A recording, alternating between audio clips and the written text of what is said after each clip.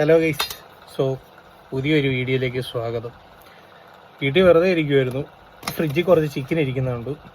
ഞാനപ്പം ഒരു ചിക്കൻ കറി വെച്ചാലോ എന്നും പറഞ്ഞ് നമ്മുടെ ഷാൻജിയോടെ യൂട്യൂബ് ചാനലിൽ നിന്ന് ഒരു റെസിപ്പിയൊക്കെ കണ്ട് ഇങ്ങനെ പരിപാടി സെറ്റ് ചെയ്തുകൊണ്ടിരിക്കുക.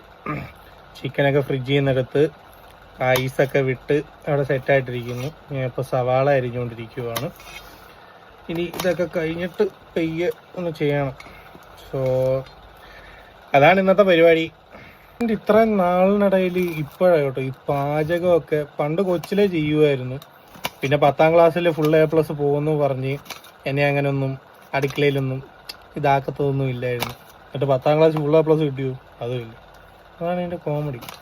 നമ്മളും അടുക്കളയിലൊക്കെ കയറണം. ഈ അടുക്കള ഡെയിലി ഞാൻ കഴിഞ്ഞ ദിവസം ഒരു കുക്കർ ബിരിയാണി വെച്ചായിരുന്നു. അത് വലിയ കുഴപ്പമില്ല, കഴിക്കബിൾ ആയിരുന്നു.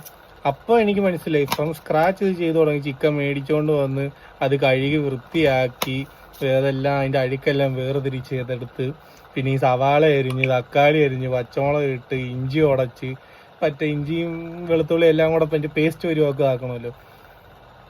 അമ്മയെ ചോറായില്ലേ കഴിക്കാൻ എന്ത് ചെയ്യുന്നു ചോദിച്ചു. അമ്മ പ്ലേറ്റിനകത്ത് കറി കൊണ്ടുത്തന്ന് കഴിക്കാൻ നേരിട്ട് ഇത്ര ബുദ്ധിമുട്ടില്ല, ചുമ്മാ അത് തിന്നാൽ മതിയല്ലോ.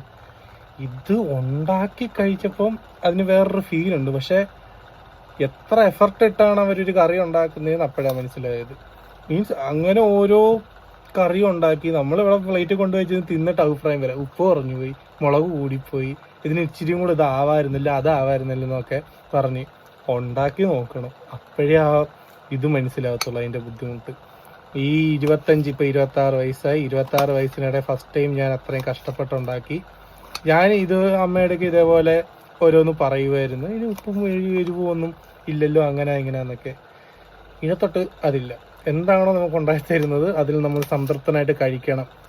എന്താണ് നമ്മൾ അതിനകത്ത് പങ്കാളി അല്ല. ആ കറി ഉണ്ടാക്കാൻ പങ്കാളി ആയിട്ടില്ലെങ്കിൽ കിട്ടുന്നത് തിന്നുകൊണ്ടിരിക്കുക എന്നുള്ളതേ ഉള്ളൂ. അല്ലാതെ ഒരാൾ കഷ്ടപ്പെട്ടുണ്ടാക്കുന്നതിന് ഇനി കമൻറ്റ് പറയാൻ പോകരുത്. അത് ഞാൻ ഈ ഇത്രയും വർഷത്തിനിടെ പഠിച്ച ഒരു പാഠമാണ്. സോ നിങ്ങളാരെങ്കിലും അങ്ങനെ പറയുന്നുണ്ടെങ്കിൽ ഒരു ദിവസം അടുക്കള കയറി ഉണ്ടാക്കി നോക്കുക. ആ സോക്കടങ്ങ് മാറി. എനിക്ക് മാറി.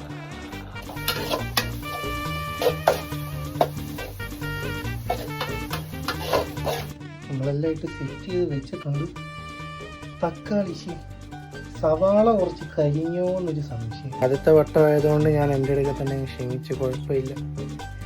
ചിക്കനിലത് പ്രശ്നം വരുത്തില്ലായിരിക്കും. സവാള ഇല്ലേ കരിഞ്ഞുള്ളൂ. മൊത്തം ഇനി തിളച്ചുണ്ടായി വരുമ്പോൾ അറിയും. ഇതെല്ലാം സെറ്റ് ചെയ്ത് വെച്ചിട്ടുണ്ട്. ഇനി 20 മിനിറ്റ് കഴിഞ്ഞാൽ ഇത് നമുക്ക് ഭക്ഷിക്കാം. ഞാൻ കുറച്ച് ചോറും നമ്മുടെ കറിയുമായിട്ട് എടുത്തിട്ടുണ്ട്. എരിവ് ഇച്ചിരി പ്രശ്നമായിരിക്കുമെന്ന് എൻ്റെ മനസ്സിങ്ങനെ പറയുന്നു. ഇറച്ചിയൊക്കെ വെന്തിട്ടുണ്ട് കേട്ടോ. അതൊക്കെ പാകത്തിന് വെന്തിട്ടുണ്ട്. കഴിച്ചു നോക്കട്ടെ.